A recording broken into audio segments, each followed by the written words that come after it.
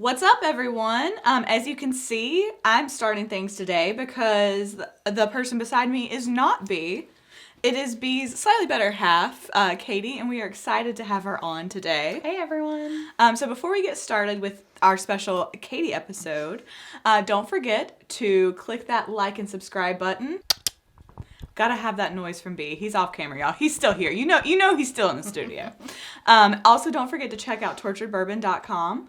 There you can find links to our merchandise, all of our episodes, some rants, some raves, some cocktails from Katie. Really just any and everything you could possibly need to know about bourbon or life in general.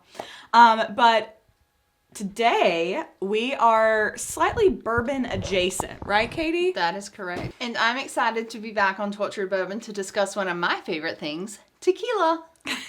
So it's always a good day for tequila, but why in particular are we doing a tequila episode today? Well, November 20th is Revolution Day in Mexico, and being we're coming up on that date, I figured, why not? So today we're looking at 3 tequilas that have been aged in 3 different types of Sazerac barrels. Y'all, I think Katie has every, possible tequila holiday memorized. B and I'll just be hanging out. She'll be like, guys, it's like National Agave Plant Day in 2 weeks. I think we need to do something with tequila. Drink more tequila. That's your life motto, huh? Absolutely. If not tequila, scotch. One of the two. So, speaking of Revolution Day, I think it's time for a little history with Heather. We haven't done that nearly enough later, in my humble opinion. B totally agrees. No comment. Absolutely. Why don't you tell us a little bit about what Revolution Day is? So it's kind of like what it sounds. So Revolution Day in Mexico, also known as Dia de la Revolución, is celebrated every year on November 20th.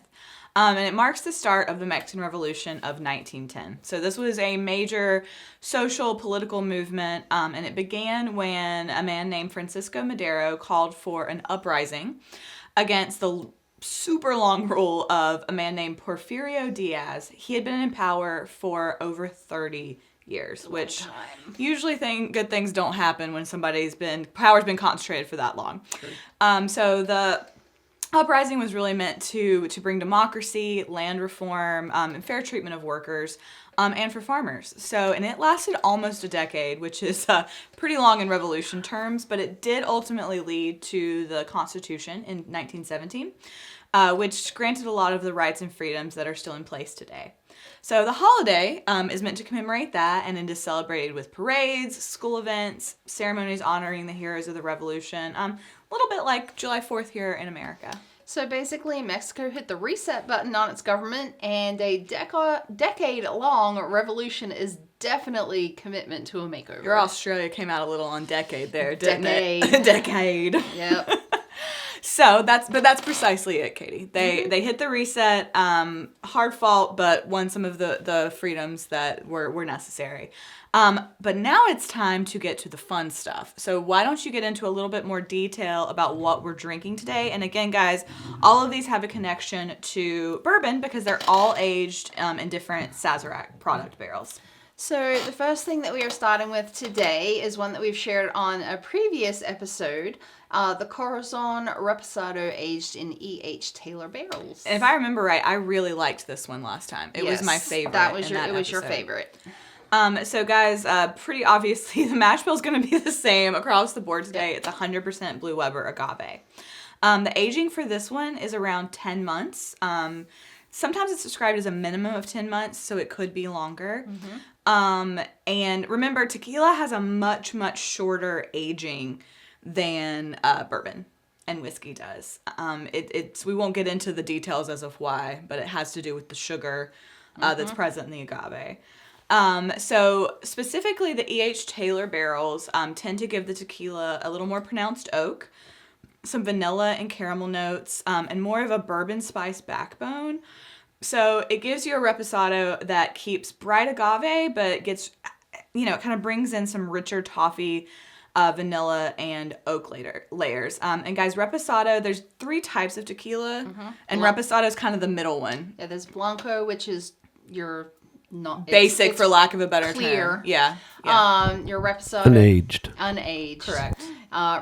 Reposado is your It's usually aged anywhere from 4 weeks to a year. And then usually your añejo is a year to 2 years. Yeah, and all three we have today are reposados. Correct. So, B, what are our tasting notes? And, Yes, and aroma? I've been excommunicated to the couch. Excommunicated. I don't know. You look pretty comfy there, sir. It's not bad. All right. So on the nose, you should get caramel and vanilla, along with oak and layered hints of dried fruit and spice.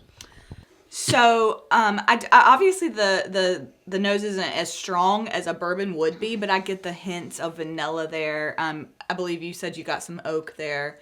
A little bit of fruitiness. To me, I don't pull out as much baking spice, but I think this is because I'm more used to bourbons that it's a much more pronounced smell. But a soft vanilla is very prominent for me. I definitely get the vanilla, little hint of caramel. But there is definitely a fruitiness there. But not citrusy. Not citrus. No.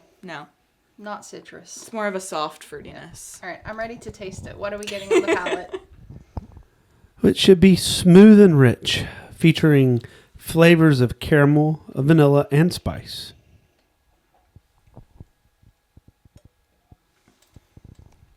That finish should be balanced and lingering, combining sweet, spicy, and oaky notes. Definitely spicy on the finish. Ooh. So, to me, this tastes like dessert.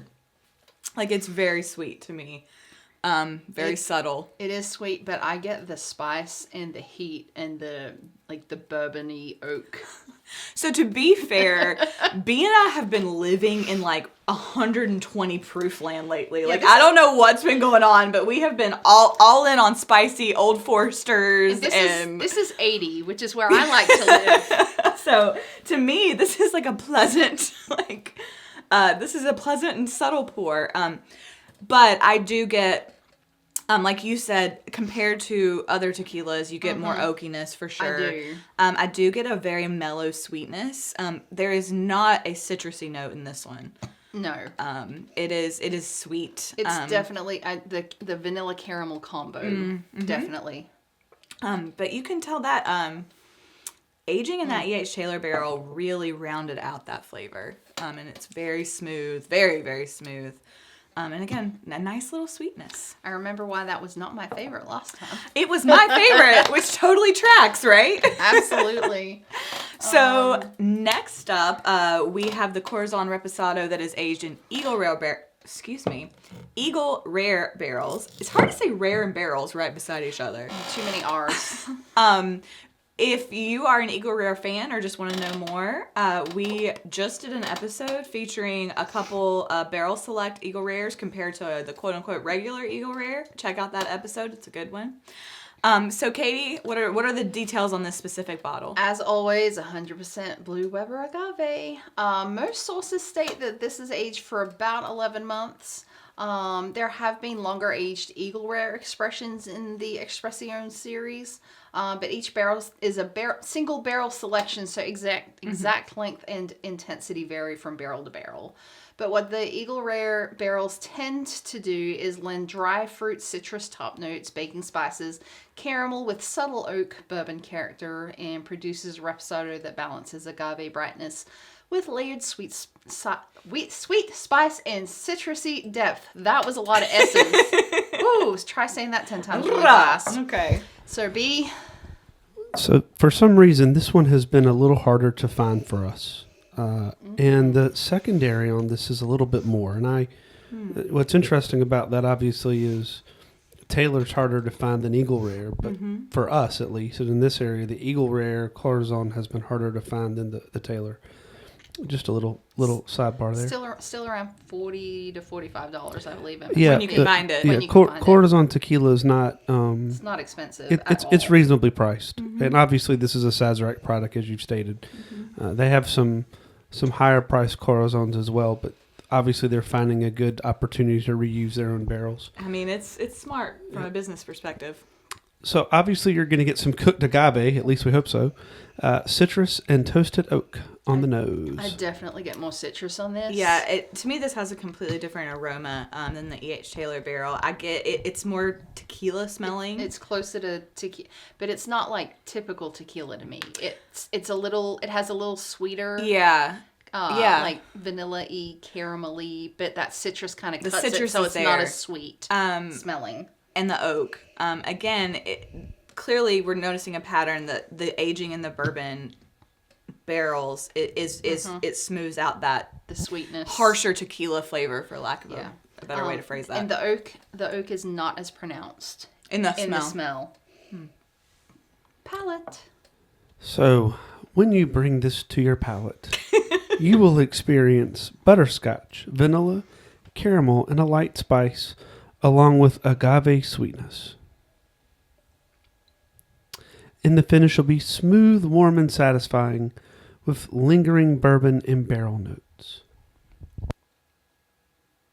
Oh, I like that better. So if I'm here to be closest to my bourbon loves, I would go with the H. Taylor. Mm-hmm. But if I'm here for tequila tasting, that's delicious.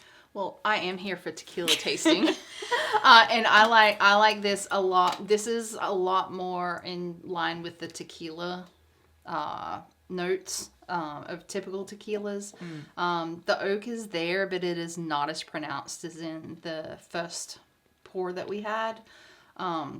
Definite citrus, some sweetness cut with the citrus, so it's not super sweet. But no, I like this. You know, what's interesting is that both of these have the same tequila distillate. Mm-hmm. And then both of them have the same bourbon distillate from the barrel, because Eagle Rare and Taylor is the same mash bill. At least supposedly they have the same mash bill. Allegedly. So what's interesting there is it should taste the same. Well, no, the length of time and how that has interacted with the barrel and where they had it in the rick house is, in theory, the only difference. Theoretically, yeah. And Eagle Rare, I believe, we would think would stay in the bottle longer than Taylor.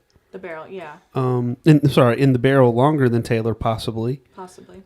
Because Taylor's bottled in bond, so it's only got to be 4 years. Now, it could be older. But the Eagle Rare is definitely 10. But the Eagle Rare is definitely 10. When we say the E.H. Taylor, are we sure that it's one of the small batch, or is it one of the older expressions? No, but my that would make the most sense. It would make the most sense, being that's what they have the most of. Yeah, you're right. But that doesn't mean that I mean, we're hypothesizing, but the fact that it's just interesting that they taste so different and even smell so different, but there are so many similarities in how they're made and the products that are making them. Yeah, they don't say what kind of barrels, just Taylor. No, you're right. It is Rare. interesting. And to me, there's more difference between the aromas of both of them than the taste, but there is a distinct difference in taste, too. So I'm going to go back to the first one. There was almost an earthy smell to me, which I think for me was the oak. Like, that's what I like. That I do not smell it as much in the second one, in the Eagle Rare barrel. This is very pleasant. Kind of like Eagle Rare. I could sip on it's this. Easy. Yeah, it's very easy to sip. To me, it still has a lot of sweetness. It does. But like you said, there is a bright citrusy flavor in this one that wasn't present in the first. The first one was more of, to me, it was more vanilla caramel sweet, where this is more citrus sweet. Which, again, like you said, actually doesn't make any sense. No. Because... Well, the only other thing I can think of is that, so when you drink Eagle Rare or you drink Colonel Taylor, unless you're drinking a barrel select, you're drinking a blend. You're drinking a blend of straight bourbon where they're blending Eagle Rare barrels to get the Eagle Rare flavor they want. Whereas these, you're taking a single barrel that was used to make one of those that they used to blend, and you're aging it just in that one barrel. So that one barrel is getting sole influence over the tequila. On the tequila. And that obviously, well, not obviously, but we're postulating here. Is that the right word? Yeah. Yes. We're postulating, but this is what's interesting about tequila and bourbon. especially aged tequila and bourbon, because you get such an interesting, variety. And if it's true tequila and it's 100% agave, you've got one ingredient, this and water, right? And bizarre. These are single barrel tequilas. Correct. So they're not taking tequila from different barrels and blended. putting it together. Yeah. So. But it also means you're getting the influence of one single bourbon barrel because it's been aged in one single bourbon barrel. Right. So that one barrel is having obviously all the influence. Whereas when you're drinking, as we said, the Eagle Rare, when you get a bottle of Eagle Rare, unless you somehow got a single barrel Eagle Rare, which we have, you're getting a blend. That 10-year or that 12-year is some blend of straight bourbon to give you what they want.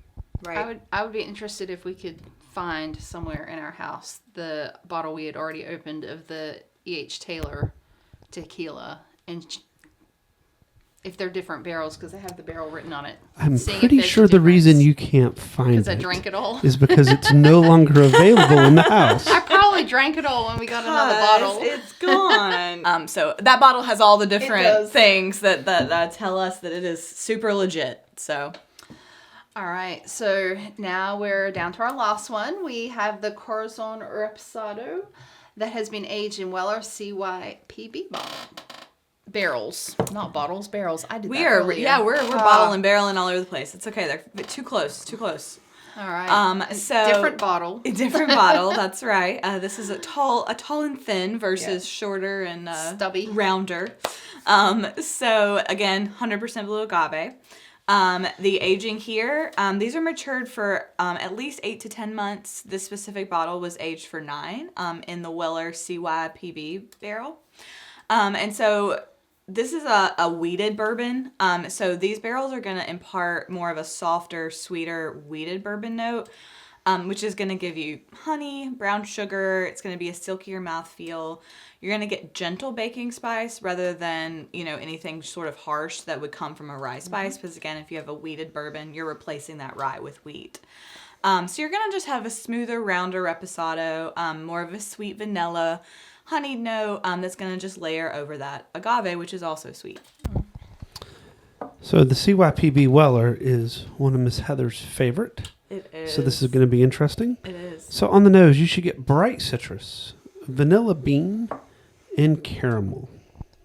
Definitely the citrus. It's almost for me like this. It's like bam bam citrus over vanilla. It's like a layered thing. Like you smell them right. Yep, right next to each other, but not all at once. So on the palate should be smooth and balanced with notes of cooked agave, butterscotch, and spices. And your finish will be clean and lingering with mint, pepper notes, and toasted wood. I don't get mint, but that is there's something at the end. Maybe it's mint. The pepper, it comes through extremely clear. That might be what I'm tasting. I think it is. It's a black pepper taste. It's kind of like a fresh spice. It is a it is a very clear black pepper flavor for me. This is the most like tequila of the three. So for me, this one is very interesting because the aroma and the taste have the most stereotypical tequila notes of all three, but then I'm getting very distinct flavors that come from having soaked in a bourbon barrel, because you get a major black pepper taste, although you can sometimes get black pepper in tequila too. And I get a very distinct, the finish there I think you were getting is that toasted wood. Mm-hmm. There is a very distinct wood flavor at the end. It's not nearly as sweet as the other two. It's gone back to, I didn't smell it when we first smelled on the nose, but when I taste it while smelling, there's more of an earthiness there again. For me, the black pepper flavor is almost overwhelming of any other flavors. In fact, I'd really like if you would give this one a taste and see if you're getting a super...